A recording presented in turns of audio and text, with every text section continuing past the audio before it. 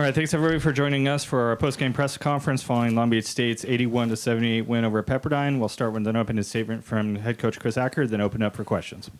I'm very excited about, these guys and what they did all week to prepare for this game. I'd be remiss, first of all, if I didn't mention that, congratulations for Coach Knipe for having an unbelievable career here at Long Beach State.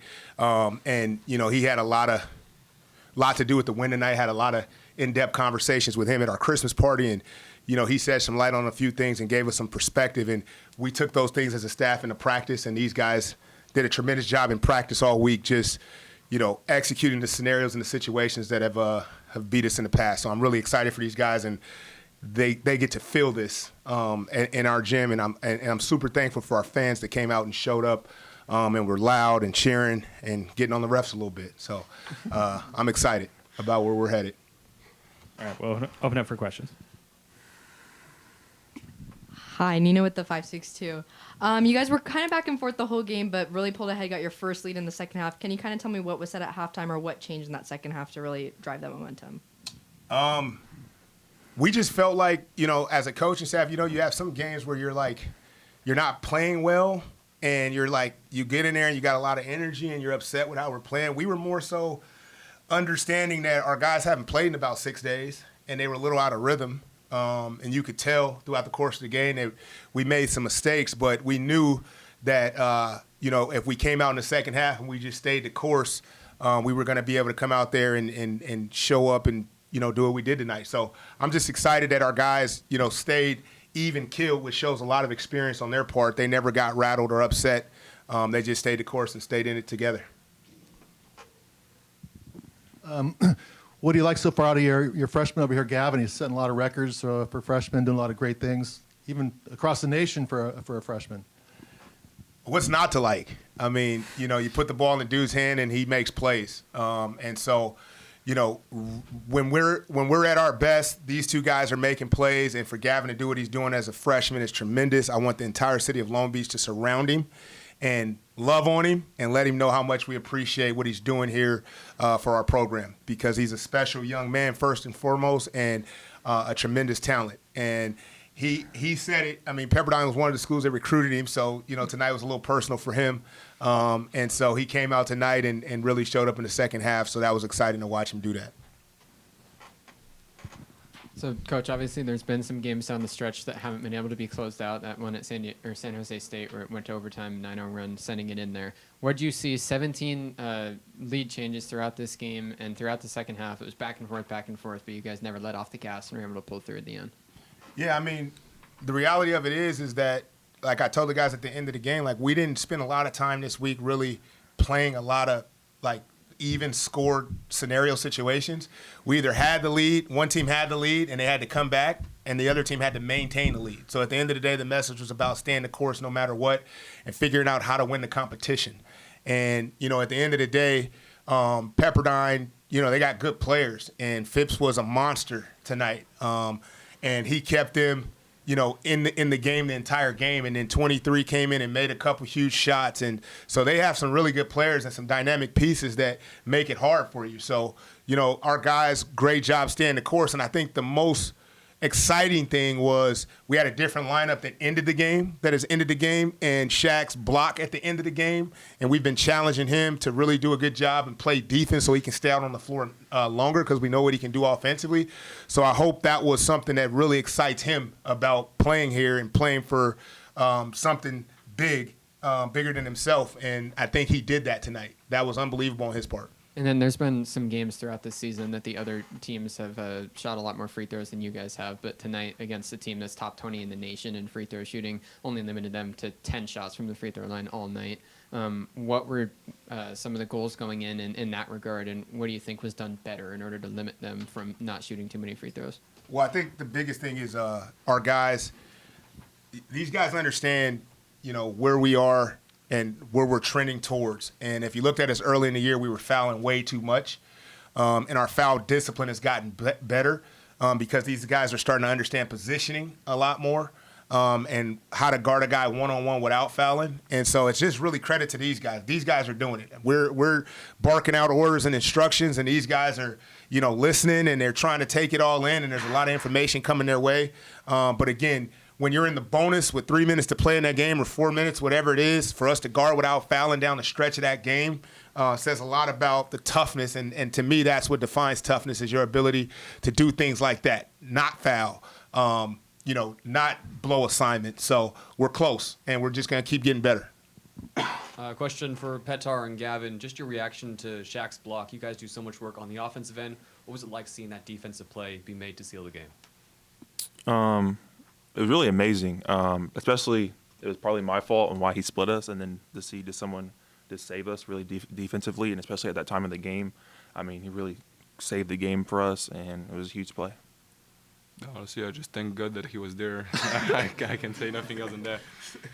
Yes, and then, Gavin, the second half scoring really took off for you. What changed for you at halftime, if anything, or are you staying the course from minute 1 to minute 40? Really just staying the course. He harps on me about it every day.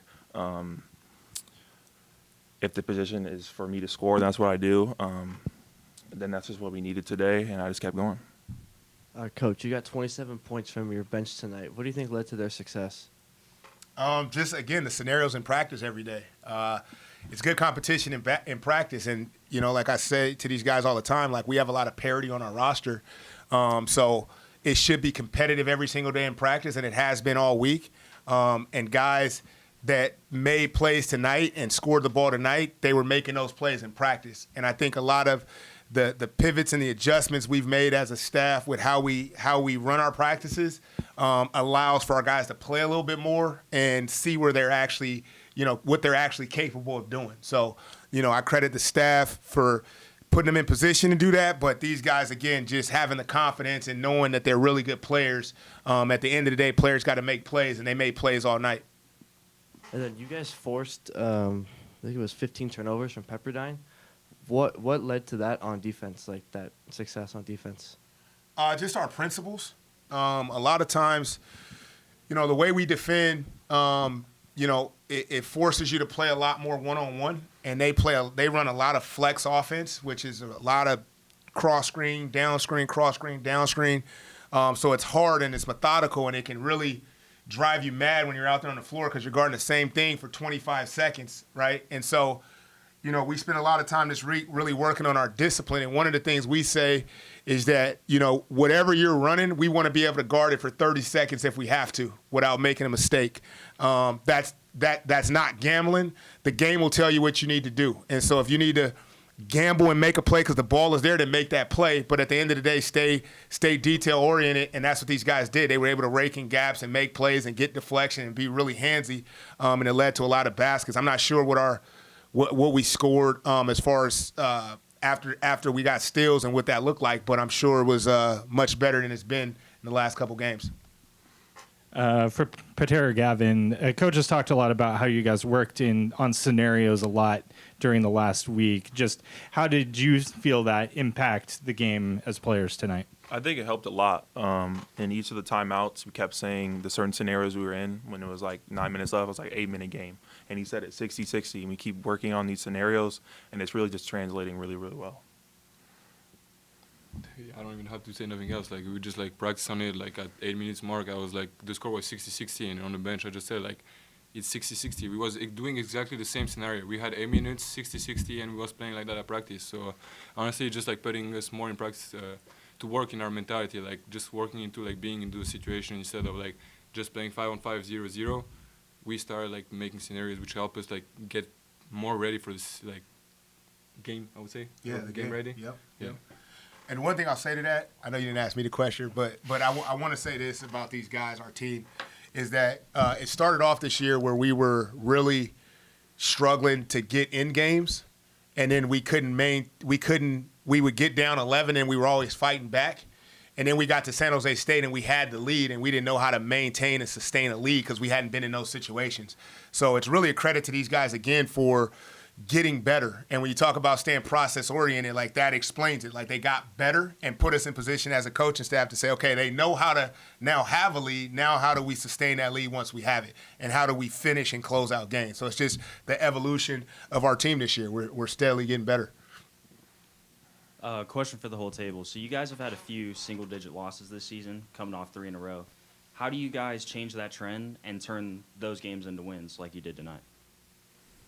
We just need to keep working, honestly. Like, be more focused in defense. Like we proved tonight that we can be focused in defense, make those plays, those important plays. The last 2 games we won at home, it was 2 big defensive plays at the end of the game that changed the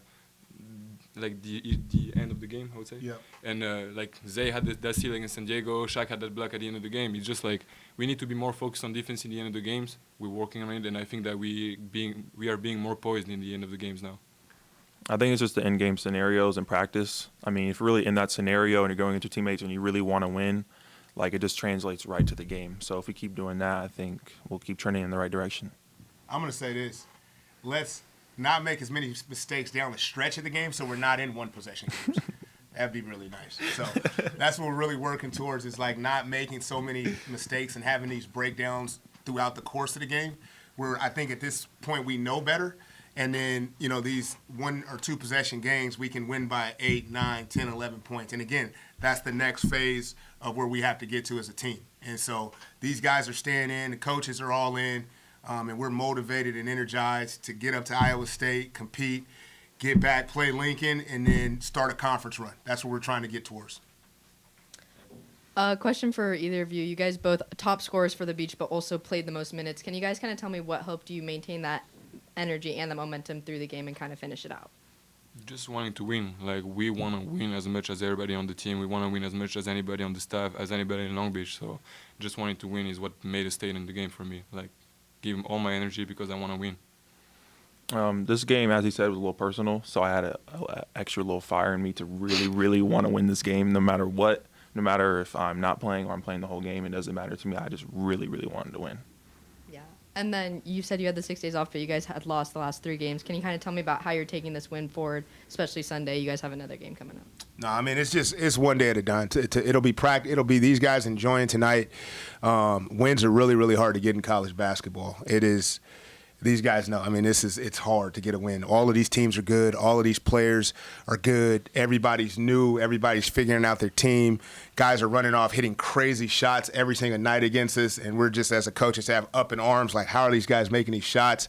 So we're going to enjoy tonight, and then we're going to get in the lab tomorrow, and we're going to figure out what we need to do to have a chance to get up to Iowa State and get it done. And then, you know, we'll take it one day at a time and let the chips fall where they may once we get up there.